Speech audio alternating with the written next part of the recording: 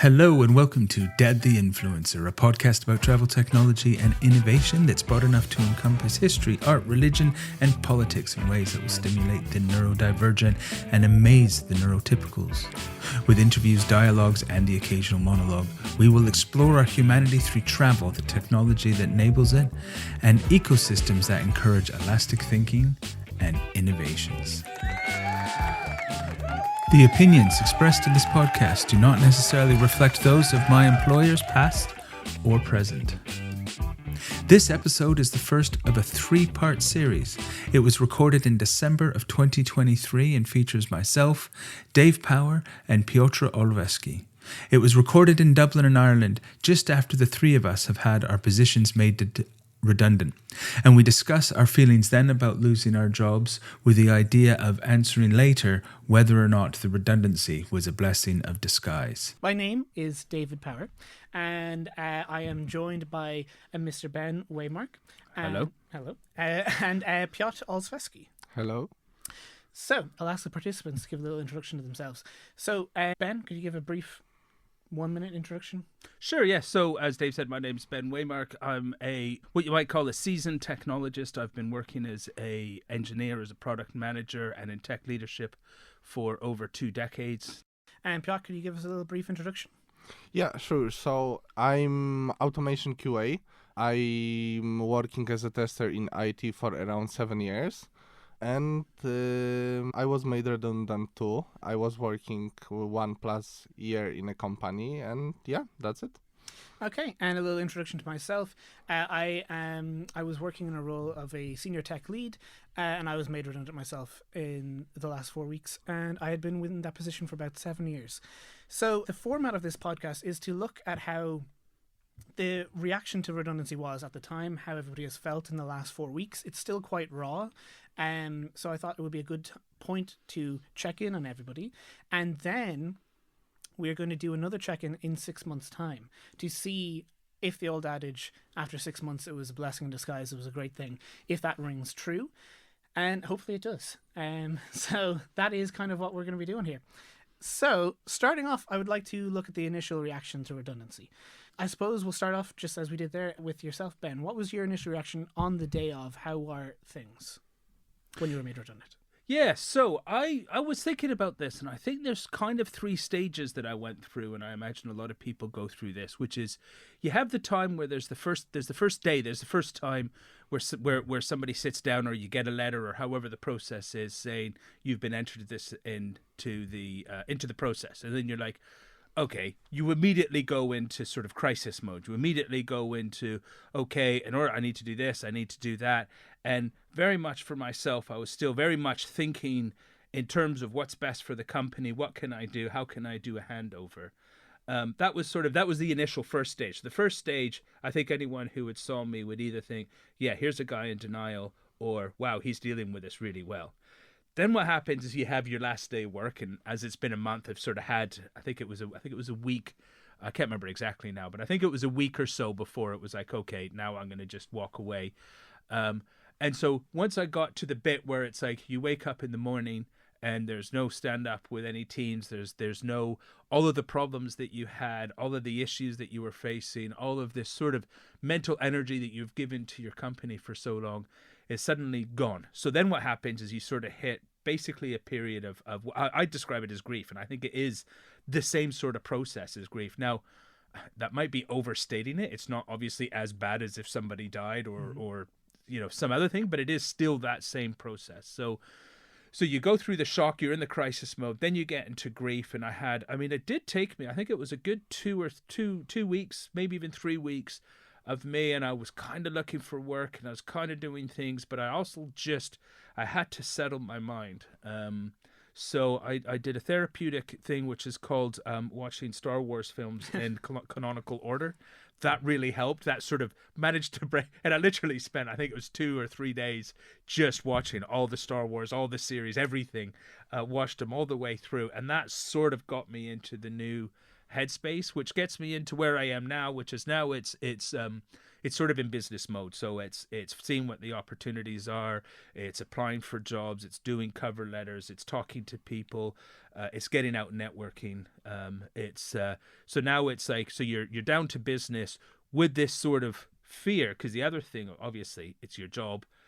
You've got payments to make. You've got things that are going to happen. At some point, the money's going to run out. I mean, working in tech, it's not like homelessness is right around the corner if I miss next week's paycheck, and I'm thankful and I'm grateful for that. And I know that not everyone's in that position, but you still have this, you still have this thing in the back of your head where there's the urgency to it as well. So now it's get to business with the urgency of I have to find an income source in the next couple of months or bad things start to happen.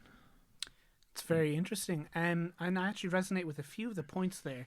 Piotr, could you tell me what was the initial reaction that you had to the announcement? Take me through that day or that week. So I was the first person to get this information about the redundancy. So I was quite shocked, honestly. I wasn't expecting this at all. So yeah, what can I say? In general, in first few days, actually, I don't think this information actually got to me. After a few days, I realized what actually happened. And as Ben mentioned, I started planning on how can I do handovers of my responsibilities to people who will stay in the company. So that's the first thing. But second is obviously I immediately need to start searching for another job. This is what came to my mind. And again, to Ben's point, fortunately for us, we're working in a tech industry. Ben's job is more responsible one and more unique one, so I'm imagining he have a lot more troubles with searching for his position. But for me, counting that it's December and recruitation processes are going slow, it's still not that bad. So I was quite shocked, but at least in our industry, there's nothing to cry over, fortunately for us. Cool. And I think a common theme here that I'm noticing is shock. And I would say that with my initial reaction, I kind of need to give a little bit of context. So the previous year, I'd negotiated a raise which happened in two parts, one in January, one in June. And due to a salary freeze, the one in June didn't take place. And I had a meeting in October to see if that could happen again. And I was told that there would be another meeting to discuss the budget, and that would happen early November, and that I would have a meeting set up then to see if the rest of that raise could happen then. So how I got introduced to the redundancy was on a Monday. I got a 9 p.m. notification that a meeting had been set up for the Tuesday morning, early November. There was no information about what the meeting. It was just a catch-up with the CEO. So I was like, okay, that probably is in regards to the meeting that we had discussed previously occurring in the start of November. So I got up in the morning and I kind of took care of some of my duties, talking to some other people saying I'm going to be in this meeting. So could you run the meetings that typically I would run? And when I went in, I was kind of jovial, just like, oh, how's things been going? And then the CEO was like, actually, this is going to be a difficult conversation. Have you read your emails this morning? And as I was preparing other people to take on some of my responsibilities for that morning, I hadn't read my emails. And when I went into the emails, there was a letter of proposed redundancy. So again, it was a shock in the moment, in the meeting. And I suppose the feeling that you have at that point is just, as Ben says, there's shock. There's the want to make sure that everything goes on well. There's a bit of denial. There's a bit of there's questions. There's uncertainty. There's not knowing exactly what's happening right now. It's, oh, so the role is redundant. Does that mean that my position is redundant? What's happening here? And I suppose that was at 9:30 in the morning. And what was quite nice about it is that you were given kind of a 24-hour notice period of the letter of proposed redundancy. At least that was my case, and there was a meeting the next day, and I was told that I didn't really have to do any work that day. So a lot of that day was just kind of processing how I was feeling in that moment, talking with various team members and trying to help other team members know that they were not at risk of redundancy if they weren't, because it was quite a few people were made redundant in the company at that time. So there was just a lot of feelings and management of those feelings, and I suppose that was kind of my initial reaction. And oddly enough, I had a a concert to go to later that night, so I went to see 50 Cent. So I decided, you know what, I'm going to still go and see 50 Cent. I'm going to go to the 3 Arena. I'm going to enjoy myself. I'm going to deal with this over the next few days. And then to go on with your point, Ben, for the next few weeks, how that felt, it was a situation of I wasn't getting sleep those nights, and I was looking at my Fitbit in the last few days to kind of analyze what was going on, and normally I get between an 80 or a 90 on my sleep score out of 100, and for the 4 nights post the redundancy, or the 3 nights post the redundancy there, they were 40 to 50 in the sleep score. I was awake all night constantly thinking in my head, what is the next thing that I can do? I didn't allow myself to feel the emotional impact of being made redundant. I wanted to say, what is the thing I can do in this moment that gets me the best case scenario for the next thing? I wanted to understand what redundancy was. I wanted to understand what different legal minimum requirements were for redundancy, what a redundancy meeting would be like. I wanted to understand all of that type of stuff. As soon as that was over the next 24 hours, I wanted to understand what I could do to help ensure that the company was successful post it, that the team that I had been in charge of was able to manage the emotions that they were experiencing at the same time. So I really turned into what is the next best step? What can I do right now to ensure the best possible outcome? And I felt like I'm going to have some time to explore these emotions later. And so that first week, it's a tough one to understand why that might be the reaction you have, but it was very much just like, what can I do to kind of like facilitate a nice ending to this career that I've had at this place. So that's kind of my initial reaction. And I suppose the question then, now that we've each given our initial reactions, is to open it up to a discussion of the immediate impact. Yeah, I was going to say about what you said about sleep is kind of funny, because I'm still not having great sleeps, and what I find is that I'm in a funny point now where what will happen is I usually get up quite early, like I usually get up 5 or 6 in the morning, just sort of naturally, anyways. Mm-hmm. So I go to bed about 9 or 10, and what's happened recently is somewhere around 3 or 3:30, I'll wake up. I'll suddenly be, overwhelmed with all the feelings of inadequacy, of why me, of did I do something wrong, should I have done this better? You start thinking through all the details. Then what I do is I talk myself through everything. I reassure myself that everything's all right. And then I get to an okay place with it. But by the time I've done that, I've used enough mental energy that I'm actually quite awake, so I can't fall asleep after that. So my dogs have been very fortunate to get lots of 4 a.m. cuddles recently. They love it. They're quite enjoying me coming down and watching. The Rookie now has been when I get up at 4 o'clock in the morning, that's what I watch on TV show. But yeah, the sleep thing has been a real sort of interesting dilemma at the moment, I think. That thought of inadequacy, like why was it me, or why all that type of stuff, those questions do occasionally just come at you in these few weeks, and like, what could I have done differently, or what could I have done in the last 2 months, 3 months, or is there anything? And I suppose I did send out a question. There's a known Irish influencer who has TV shows, all that different type of stuff. His name's Owen McGee, and he runs a financial podcast. He does a lot of things, and on Saturdays he asks for a Q&A, just people asking financial questions. And I did send him in a question that was, just been made redundant, any advice? And the first thing that he said was, just so you know, this is not your fault. Yeah. So 100%, it's not your fault. These things happen in companies at different stages. It's not a reflection on you. And then the next thing he said was, in his own company, he has people who have been made redundant, not within his company, but like he helps people invest their money. So he has people who are investing their money who come to him, say they've been made redundant. And he said, again, that 6 to 8 months later, they say it was the best thing that ever happened. And that, again, was one of the things that I was like, you know what, let's do a podcast. Let's check the initial reaction. And hopefully when the second part of this podcast is attached to the end here, it's a different story. Which will be interesting, because the market's pretty dire right now. If you look on LinkedIn, you see loads of people with a little I'm open for work, loads of people announcing redundancy. I mean, we're all here for the same reason.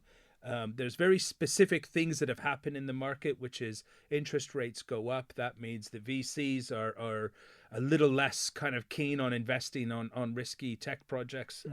They would rather put, if you could put your money at the bank and get 6%, why not do that rather than risk on a bunch of VC projects? And I've spoken with loads of recruiters, and they're all saying that the market's a really weird place. Now, the opportunities are out there. There's plenty of jobs out there. I've been in a weird position. As you said, Piotr, I'm looking for fairly senior roles, which actually narrows down the pool quite a bit. But I've had recruiters get in touch with me saying, here's a position you might be interested in.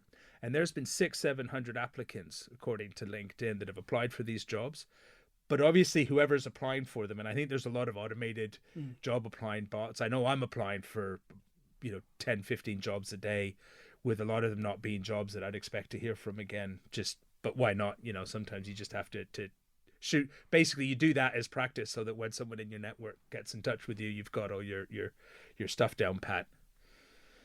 Yeah, that's actually a very interesting point, because I did reach out to a former mentor of mine as soon as the redundancy happened, and one of his pieces of advice was just get out there and get interview experience.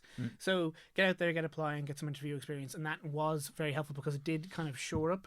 So I applied for some places I did really want, and I also applied just to get interview experience at loads of different places that are in the same industry, and doing the interviews at places that were not ideal on my list did shore up some blind spots that I was able to, okay, cool, from that interview I need to focus on this, I need to focus on that. So that was a cool thing there. And I suppose, Piotr, in terms of your immediate reaction, any reflections, do you have any similar mental thoughts going through your head? Or No, I don't have anything to add for that.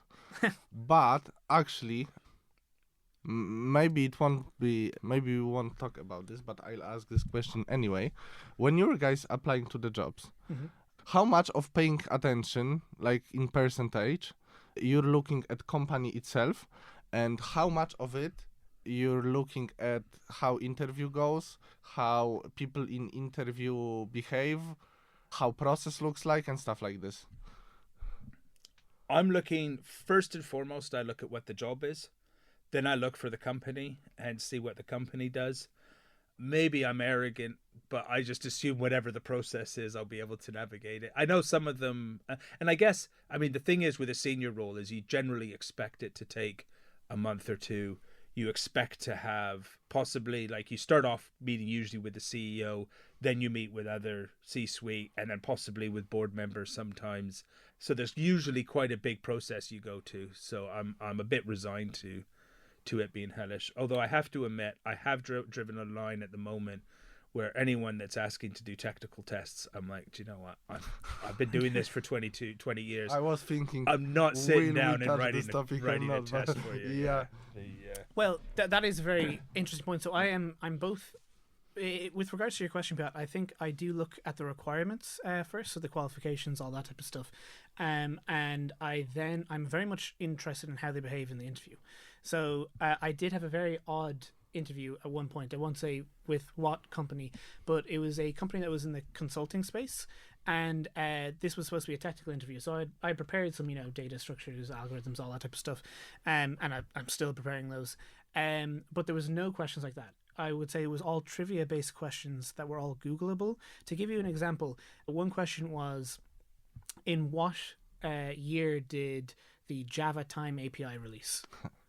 And I didn't know the answer to that. I don't know exactly how that helps, but I kind of went maybe from a consulting standpoint, but... I would confidently answer that one with, I don't know. What year did the Java Time API get released? Yeah, it had a subsequent thing, and why did it release, and all that type of stuff. And I think, looking back on it, might have been because it happened whilst that person was employed, and it might have had an impact on them. But there was a lot of questions like that. So that one was definitely a turn off from that company. So I feel like you do kind of experience what the interview is like. Yeah. As well. And I've had some very positive interviews. So basically, the most red flags are coming from interviews. Yeah. Yeah, I suppose so. Yeah. I've certainly sat in a few interviews and I thought, nah. It's like I actually had one really weird one where I actually kind of said, and it was as polite as I could possibly do it. I said, look, I'm really sorry, but I don't think this is something I'd pursue, and I don't think it's worth us going. As after about 20 minutes into the interview, and it's like, I don't want to be rude, but I also don't want to waste our time. So how about we just end that? And fortunately, the person interviewing me said, yeah, I think you're right. And you almost wish you could be more blunt sometimes, like on both sides, have have a. Yeah. Well, again, it is always a two-way street. They're It is, interviewing you, yeah. you're interviewing them. So Yeah, exactly. I think that might answer some of those questions. But I wanted to move slightly onto a different part of this, which is the differences in redundancy experiences, because we actually are all from different countries, like working in different countries, and we might have had some different experiences there. And for anybody who's listening and is like thinking of, if you've just been made redundant and you're wondering, what is the laws? Obviously, go and read them up and all that type of stuff. But it is interesting to see what the differences are. So I might start off and state what my experience of Irish law is. So that is that you are typically given a letter of redundancy with a 24-hour period before your consultancy period. Now, in that consultancy period, you can, and you can look up online for all the, just search redundancy and it gives you all the information. But in that consultancy period, you can question whether your role is redundant. You can kind of ask some questions into it, and you can see if you can move into a different role within the company. But I found that it's always, from people I was talking to at the moment, it is good to just kind of discuss what is the redundancy package that you're getting, and like how you could progress that way. And so in Ireland, if you've been working for a place for more than 2 years, you were given 2 weeks pay per year plus 1 week pay at the end. So that's for 7 years, that's 14 weeks plus 1 is 15 weeks, plus your, what's that period called where you're given your notice period.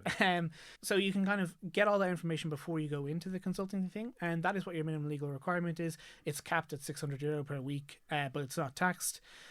So that was like what my experience was, and that's what the legal requirement is. And typically companies will try and sweeten the deal a little better so that you do kind of go off a little bit happier, and so that you don't try and bring up anything in like a workplace relations commission kind of thing, because that would be both taxing for yourself and the company and all that type of stuff. And I believe everybody is allowed to, once they've been working for a place for 2 years, I think you can claim that something was unfair dismissal, and it just causes a bit of a headache for everyone. So typically they will sweeten that deal, and that is what the Irish kind of experience is. What was it like in England? So English experience, UK experience is very similar to that. It's after 2 years you get a degree of protection. There's a minimum redundancy payment that you get, and I can't remember all the specifics, but you get a payout of I think it works out for, if I've been there for 3 years, and I think it worked out to 3 weeks pay if I remember right. That's completely tax free. Then bits of your notice that you don't work, it's not taxed the same as your full salary is, and then there's the bit that you work on. So I think for me it ended up, I had a week of pay that I worked that sort of got done as normal, and then I had another set period of time that was taxed at a lower rate, and then I had the tax-free payment. So it works out fairly well. And as well, you have to be given the notice period. You have to have the consultation. Interesting, I was talking to someone, I was at an event and met this woman who had recently been made redundant, and she was a product manager. In fact, she was a product owner that got made redundant. And bless her, she managed to renegotiate her position in the company as a product manager with more money, and got her redundancy payout as well on top of that. So they made her position right. And it was just because what she did is she went off and said, here's a proposal, here's something that I could do. And she was able to tangibly show the company what she could do. And it's something I think that's always worth remembering, that if you want to hold on to your job, it is always worth looking to see if there is something you can do, because often, and I've been on the other side of redundancies where I've been the person picking the people that are going to be made redundant, of going through this process. And, when you say it's not your fault, I actually know that, because I know, one of the criterias of making a redundancy in England and in Ireland is that it's never the person, it's always the position. So when you have 10 people who all have the same title, it's a lot more difficult how you make the redundancies than if everyone has a different title. Because if everyone has a slightly different, if you have a unique title and you have a unique job description, it's easier to make you redundant. That's just because that's kind of the way, at least as best as, and I have to say, I'm not an HR lawyer. So, If you know better, comment, make a note, whatever, because this may not be gospel truth, but this is my understanding of it. But you can renegotiate, and sometimes it's worth it. In my case, I don't think I would have wanted to, even if I thought about it. I didn't think about it at the time. So, Yeah, so it's similar within my case. I've been getting a lot of advice from people. So I was working in a startup as well, and it was the kind of thing where I was thinking maybe there's something else out there, and that this is actually a very nice opportunity because of the 7 years working there. The redundancy, the minimum requirement, actually gives you a bit of time to think and reflect on what you want to do next. Definitely, I'd worked there for 7 years. I had no intention of leaving. So there's, you have that internal conflict as well. So again, we'll see again in 6 months if it was the right decision. The right decision. But Piotr, I'm also interested. So from your standpoint, you were in Poland and you are a contractor. So probably a very different. Yeah, so it was much more simpler because, like you said, I was hired as a contractor in business to business type. So I've just got 30 days notice period, and that's it. And you had to work that notice period. Yeah. Yeah, okay. Because the company that I was working with was very kind in regards that they were saying that I could work as long as I wanted to, just go on gardener leave, I believe is what they call it. Gardening leave. Gardening leave, okay. Where you're available for contact to come in and help if anything needs to happen for the rest of your notice period, but you're not actually actively working. You can go off and apply for other positions. So I did a similar thing to yourself. I spent a week kind of handing over everything, then gardening leave for about 3 weeks. Yeah. Okay, so that is very kind of tough. That is pretty straightforward. So.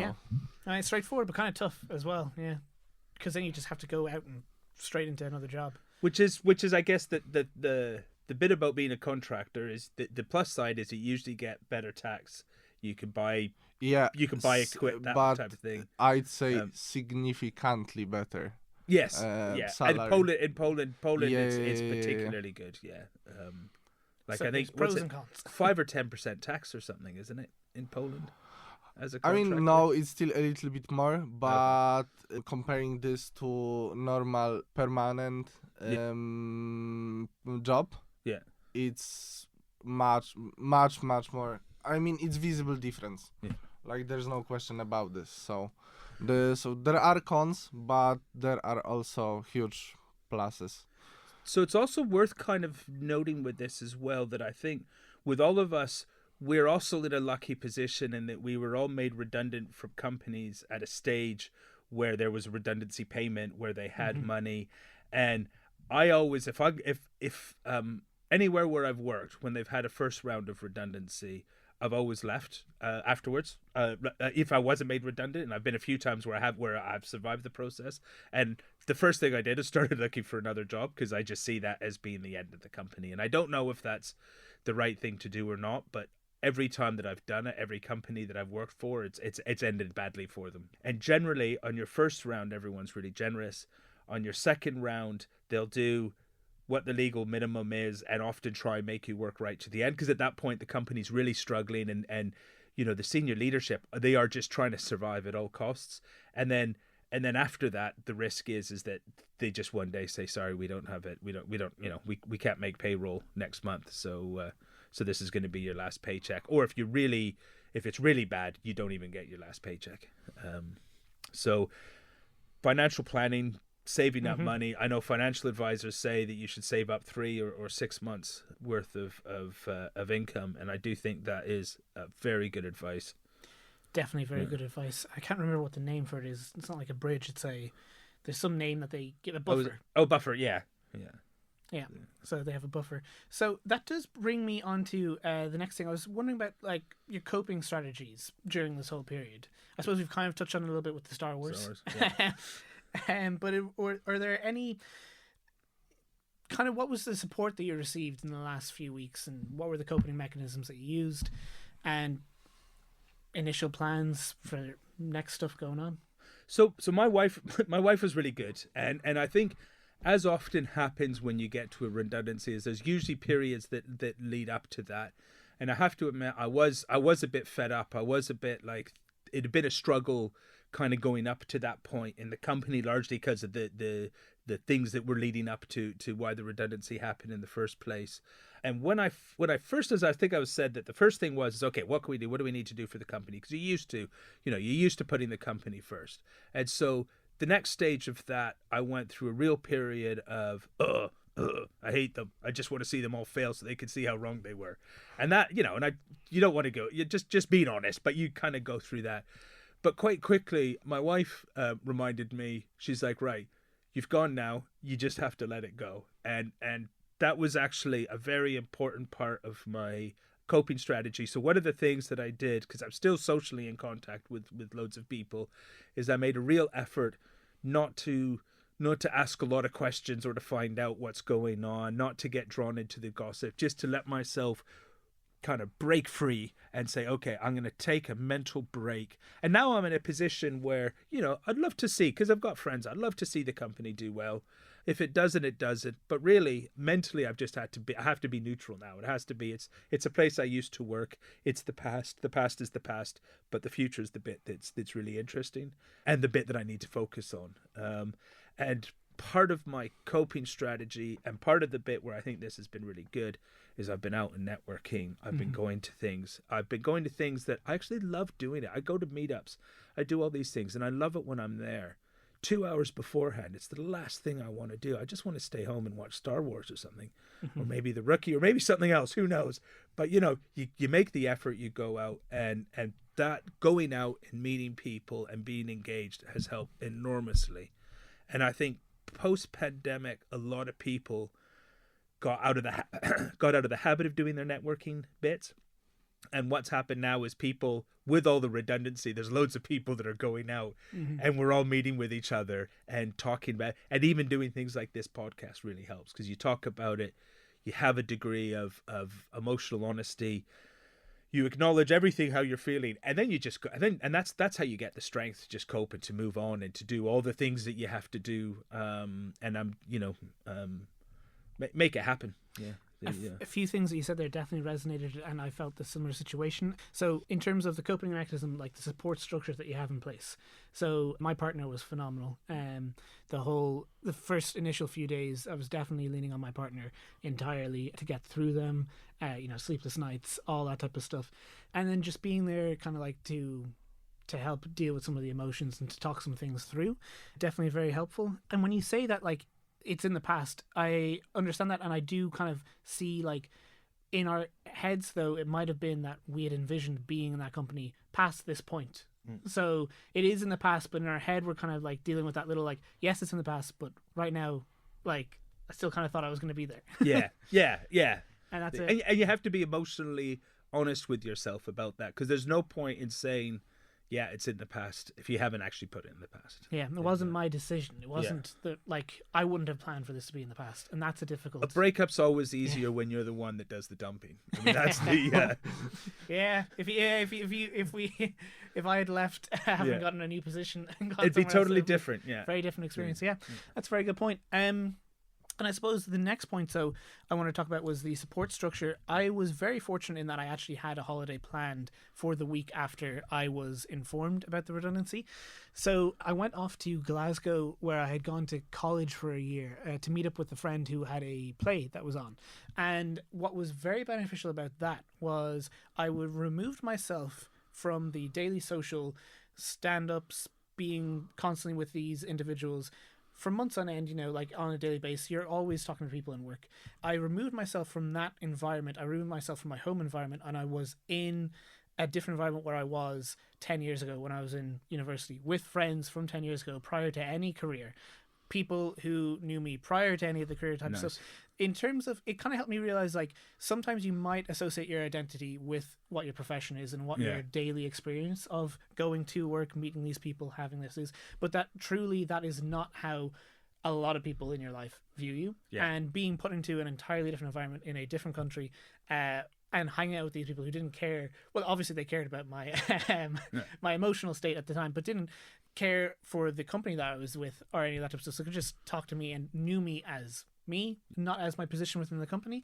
That was actually quite a beneficial thing. So if anybody is going through redundancy at the moment, I would recommend, just leaning on your support structure, but really from one that you have right now that's outside of the company, but also ones that you had prior to being within the company, because sometimes you can kind of fall into that thing of, like, being there 7 years was my first job post-college. I really did identify with that position and that thingy. So it was actually very, as you say, a difficult breakup. Do you know what? That's a very good point. And yeah, the most important people in your life shouldn't care what your job is, what your title is, or anything like that. Like that's not the important thing. And it is so easy. And I think we do this in engineering, maybe outside of engineering it happens as well. But I think because generally people do it because they love it. People do get really wrapped up in the company and their identity with the company and who they are. And these types of redundancies are a good reminder of what's important. Which just isn't, it's your hobbies. Like what you do as a hobby says a lot more about you as a person in some ways than what you do as a profession, because a profession is just your job. It's just what you do for making money. What you do for a hobby, that's what your passion is. Not that my job isn't my passion as well, but yeah, I get you. And Piotr, do you have any coping strategies or support in the last 4 or 5 weeks? Not really. I think that it happened relatively quick for me because, like I mentioned, I was the first person to be made redundant. So at the beginning, I was very, very angry with this decision. And like I was frustrated, asking myself question why it happened and stuff like that. But like at the moment when I started seeing how much more people are being made redundant, that helped me make the peace in my mind a little bit, that it's not that I was doing real bad job, it's really not my fault. And yeah, so that it helped me a lot with this feeling actually. So yeah, that's good. And on top of going over to Glasgow, I was also talking to other friend groups that I had, and I think a lot of humor and slagging that you can get can actually help you get through it as well. So it was like, oh, they finally found out you're useless, kind of things. It's grand. And then also like when I was saying like, oh yeah, I'm going in to negotiate a redundancy package, like I'd pay more to get rid of you too. You're just getting those kind of little things kind of help as well, because they're out of love. And yeah, so I would always say coping mechanism was definitely just rely on your support structure, both in your partner, your friends, all as you say, the important people in your life. And do you know what? Just when you get out and when you do other things and meet other people, it also just reminds you of the rest of the world out there. So one of the things I did was signed up for the Hackspace. I don't know if they have them where you are, but it's basically a place that you go and they have saws and 3D printers and metal lathes and sewing equipment and just everything that you could imagine. And you could go in and you could make things and you meet people that are very engineering, very kind of passionate about what they do, but it's also where people are going for play and for fun. And it's quite nice to, when you're sitting at home, when you're not with your usual, the usual group of daily people that you spoke with at work, it's kind of great to go out and have other people that you can engage in and have that sort of social time. And also just, make no mistake about it, applying for jobs is miserable. Interviews miserable. Putting yourself out there is miserable. At the moment, I'm finding this thing where, just like apply for 10, 15 jobs a day sometimes. Yep. And most of them I hear nothing from. Or if you do, you hear loads. I remember a couple of years ago talking to a bunch of young engineers about their experience on Tinder, on the dating apps. And they were saying about how mentally difficult and emotionally difficult it was with all the ghost, like you start off, you have a chat and then you're ghosted and that type of thing. It's like, geez, this is actually what applying for jobs is like now. And, you put your everything into it and you hear nothing. There's the whole, everything about the process is just horrible. Honestly, this is a good idea for business because you should have AI which will be doing the first steps. Yeah. Because like in a lot of companies, those first steps are automated. And also I love, for example, moments when company website is asking you for CV, you're uploading CV, and then it's asking you to fulfill your job details and your history details, and it's like, we could have AI doing this. Yeah, it's miserable doing this. This is another interesting, just a little sidebar here, is I've had one job that has outright said that we won't consider any application using generative AI.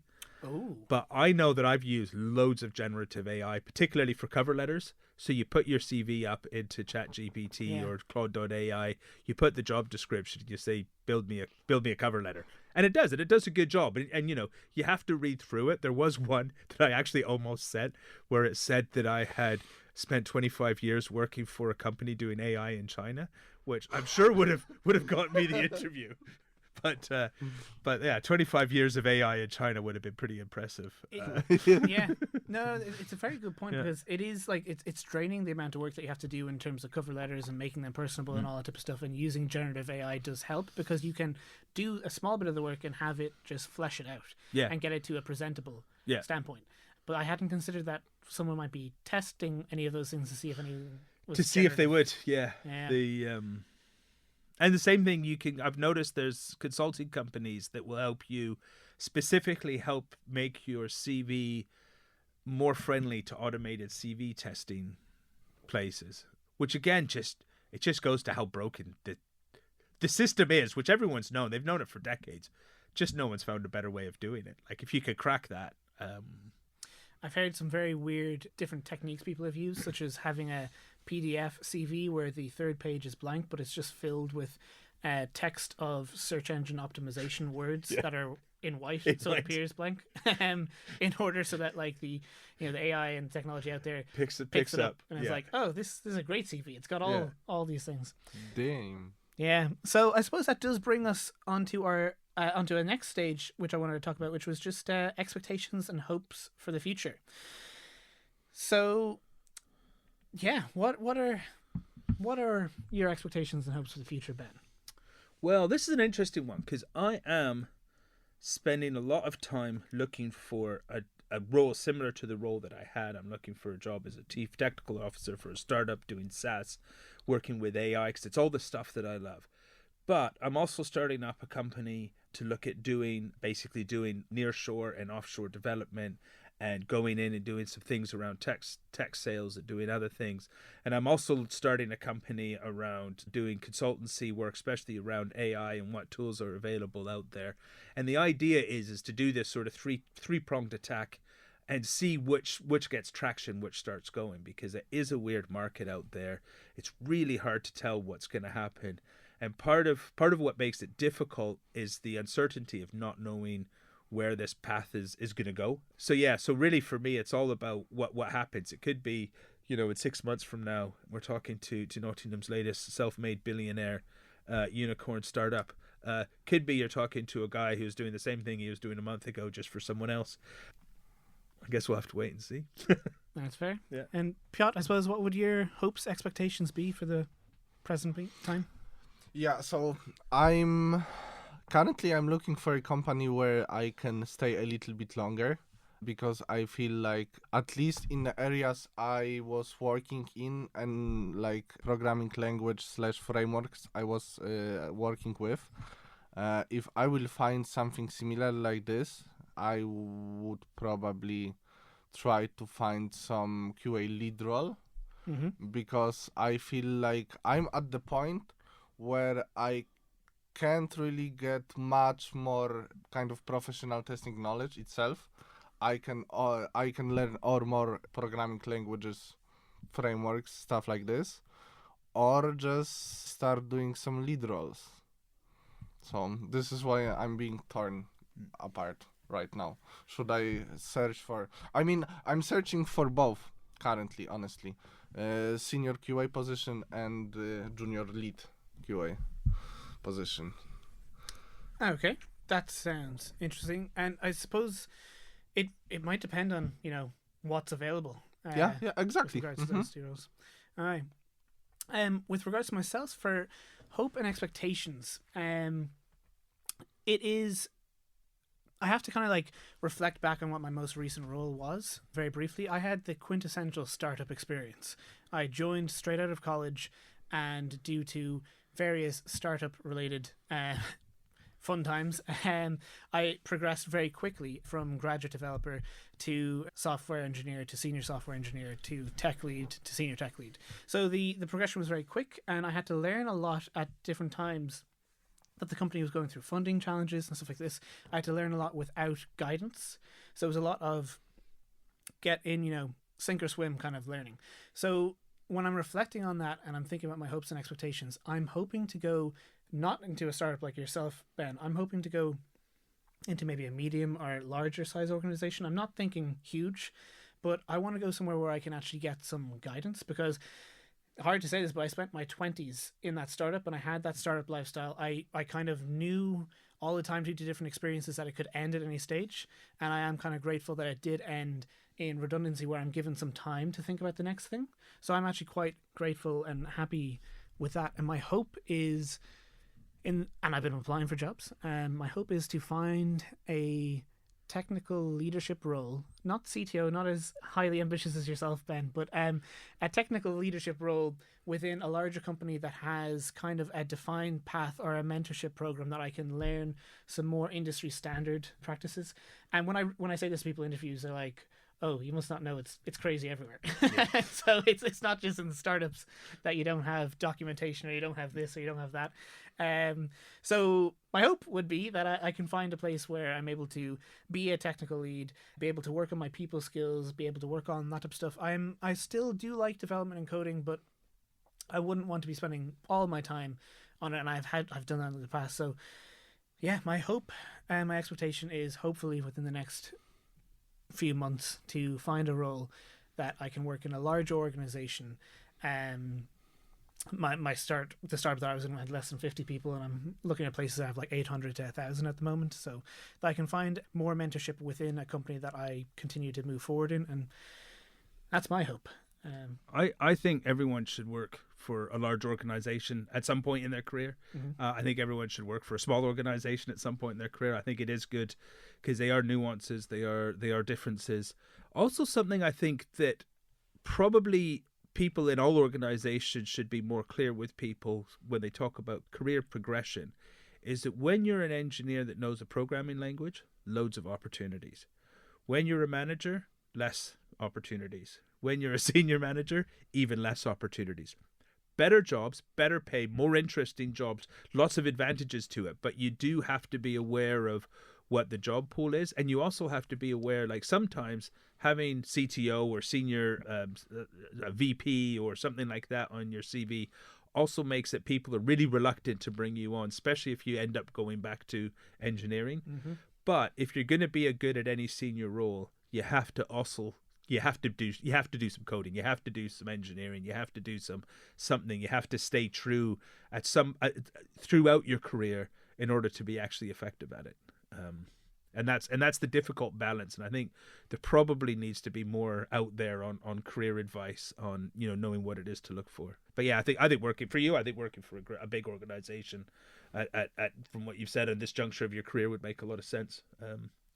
But they're right, it is chaos. Yeah. So it's chaos everywhere. I mean, I work for the BBC and ITV. Well, what you get is politics. You get a lot more politics, and you get a lot more or a lot less control over anything. Especially control. So, yeah. Yeah. So I suppose in 6 months, it would be great if I was employed in a tech leadership role. And I suppose, Ben, in 6 months would be great if you were... If we all had a job. If we all had a job, that'd be great. So, whether that's self-made or not, that's... Yeah. So to date this, which we probably should have done at the very start, it is December 2023. And I suppose actually that's another point that I might bring up in the interviews I've been doing. It's a weird time to be doing interviews it's kind of like everybody's downing tools for... It's Christmas. It's Christmas at the end of a really weird year. There's been loads of redundancies. I know that for senior positions, I've been going up against people who've worked for Meta for 10 years, for Amazon for 10 years, but also know that someone who comes from a startup with a sort of a Street Fighter mentality is often a lot more prized than somebody who's got 10 years of commanding a large, well-resourced army. But then it depends on the job you're going for as well. Like going from sort of a VP of something back to being a software engineer is really difficult. Going from Meta to a startup is very difficult because in fact, everyone should probably start off with the small companies because you can always go back to a small company, where if you start off in a big company, making that transition, I think can be really difficult. haven't done it myself. So I mean, I've worked for big ones, but I started Yeah, and startups. I have been, with having only had a startup experience and the security, I never felt truly secure in the company. I'd seen it go through different stages where people had to leave and all that type of stuff. So I never felt truly secure. And then I felt like, oh, it'd be nice to be secure in a larger company. And what I'm hearing is like, you never feel secure anywhere sometimes. So if you work for Meta or you work for Amazon, you work for any of the FANG companies, you know that they'll be able to pay your redundancy payment. That's the difference. That's the security that you get. Although even then, I mean, I remember a bunch of people who I worked with back in the day who worked for ITV Digital that were doing, they were a subsection of ITV, and they all got made redundant without a paycheck, and then found out that even though they were part of the ITV group, they were their own separate company with their own separate finances, so they were able to run out of money and able to not be able to make the full redundancy payments. And that happens too. Yeah. So I suppose we can do the closing thoughts here. Have you enjoyed this podcast? Did you enjoy the theme? Anything you would? No, I think it's a great process. I think it'll be interesting to see what happens in 6 months. I think it's an interesting topic to explore at this juncture and in my life and my career, and you know, it's one of these things that I think everyone's going to go through this at some point in their life. And I think it was, I mean, I know it was your idea, Dave. I think it was a great plan. Thank you very much. And with that is one of the reasons why I did it, was because when I was talking to people over in Glasgow, my friend who had the play, and also, funny little story, the play was about redundancy. So that was the theme of the play, Nice. which I didn't know before going into it. And I didn't tell him that I'd been made redundant because I wanted the spotlight to be on him.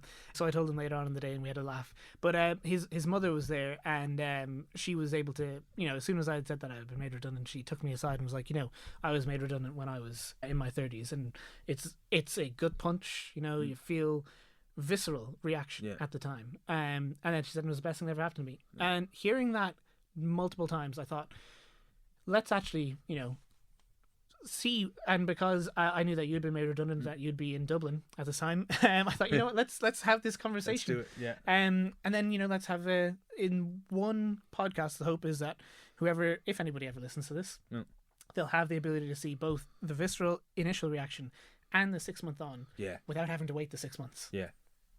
And who knows what that conversation will be. Piotr, any closing thoughts or words on your standpoint? No, I don't have anything more to add. That was great though, and I'm really curious where all of us will end up. Yeah, so it is December now. Wish you all the best though. Yeah, I'd say maybe in June we try do a similar thing. Not sure if everybody will be in Dublin, so we might do this over Zoom. Do it in Nottingham. Nottingham. Do it in... Are you Krakow or are you in Warsaw? Where are you? No, I'm Wrocław. Wrocław. Yeah. I have direct flight to Dublin, so... Oh, there we go. There we go. Yeah. There we go. And I've got direct flights to Wrocław, so we could all meet up in Poland. Find a podcast studio over there. There we go. Do the second one there. So I'd like to thank you both very much for coming here. I know this is a very difficult, emotional thing to talk through, and I appreciate you opening up and honesty and all that type of stuff. And it's been an emotional roller coaster for myself. Thank you for organising, Dave. It's been really good. Thank you very much. Well, thank you very much. And hey, cut to 6 months from now. Exactly. Boom. Hey, talk to you then. Bye.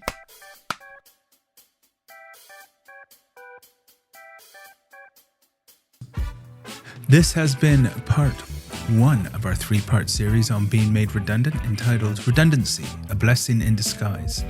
Stay tuned for part 2, which was recorded in 2025 in Wrocław, Poland, where we see how we were doing a year after this recording was made, and then later we'll release part 3, where Dave and I discuss where the two of us are 2 years later. And this has been Dad the Influencer, talking about travel, technology and innovation, and in this case, redundancy as well. Please subscribe to my podcast so you don't miss new episodes, including the 2 new parts that will be coming up. And if you'd like to talk about something on this podcast related to travel, technology, innovation, or anything else, please write me at dad@dadtheinfluencer.com or leave a comment wherever you're seeing this podcast.